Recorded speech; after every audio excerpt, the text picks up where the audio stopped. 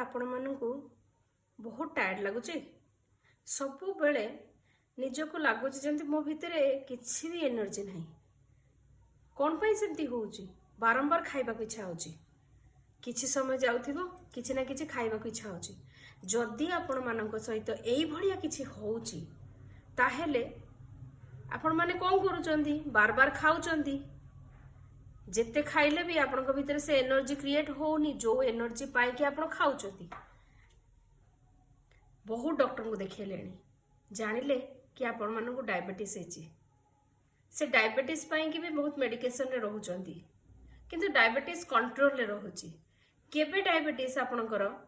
Normal range रे रहउची without medication रे केमिति हबो सेटा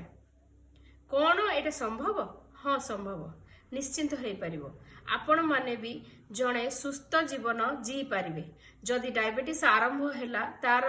अंत नाही बोली कहती किंतु जदि आपण मानक 18 वर्ष पर डायबिटीज हेची ताहेले आपण माने भी चाहिले निजर खाइबा पीवा को परिवर्तन करिक निजर लाइफस्टाइल को परिवर्तन करिक आपण को जड़े गाइड कला भलिया लोक जदि आपण को मिली जाती आपण को ठीक माध्यम बताती ताहेले आपण माने भी करि परिबे निजर डायबिटीज को रिवर्स।